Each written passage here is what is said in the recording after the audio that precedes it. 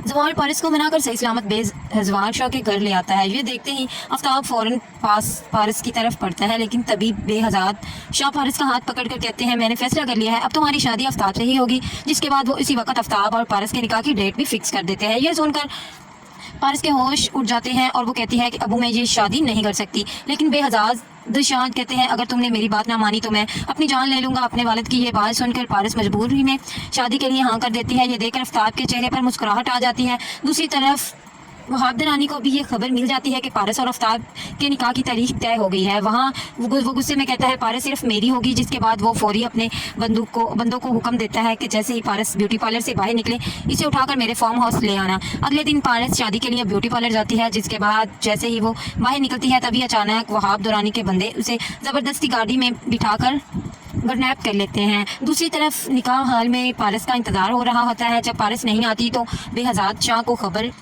मिल जाती है कि वहाब रानी इसे किडनैप कर चुका है। तभी बेहजाद शाह आफ्ताब से कहते हैं, जाओ मेरी बेटी को वापस लेकर आओ।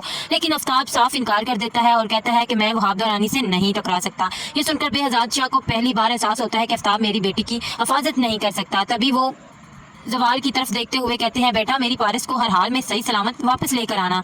जिसके बाद जवार बिना देर किए सीधे वहाब रानी के फार्म हाउस में पहुंच जाता है। तभी वहाब के बंदे इसका रास्ता रोक लेते हैं, लेकिन जवार एक एक करके सबको हरा देता है और अंदर जाकर पारस को बेहोश हालत में देख लेता है। वो फौरी पारस को उठाकर वहां से निकल आता है। पारस को देखकर बेहजाद शाह की आंखों में आंसू आ जाते हैं। वो जवार से कहता है कि आज तुमने साबित कर दिया है कि मेरी बेटी की हिफाजत सिर्फ तुम कर सकते हो। तभी अचानक जवार के मोबाइल पर अजाज की कॉल आती है। वो रोते हुए कहते हैं, फौरी आ जाओ, रेशम के वालिद को हार्ट अटैक आया है। वो अपनी आखिरी ख्वाहिश के तौर पर तुम्हारी और रेशम की रुखसती देखना चाहते हैं। ये सुनकर जवार फौरी वहां पहुंच जाता है, लेकिन तब तक रेशम के वालिद इंतकाल कर चुके होते हैं। इसी वक्त बेहजाद शाह को पता चलता है कि जवार की मंगनी पहले ही रेशम से हो चुकी है। जिसके बाद बेहजाद शाह खुद अजाज के पास जाते हैं और पारस का रिश्ता जवार के लिए मांगते हैं। इस रिश्ते के लिए हाँ कर देते हैं। पीछे से रेशम ये बात सुन लेती है और आंसुओं के साथ जवार से कहती है कि क्या तुम मुझे छोड़ दोगे। तभी जवार इसे समझाता है, मैं तुम्हारी इज्जत करता हूँ लेकिन मोहब्बत पारस से करता हूँ। और जिसके बाद बेहजाद शाह घर आकर पारस को बताते हैं कि इसकी शादी जवार से तय कर दी गई है। ये सुनकर पारस खुशी से अपने वालिद को गले लगा लेती है। तभी अगले दिन मौलवी साहब आते हैं। जवार और पारस का निकाह शुरू हो जाता है।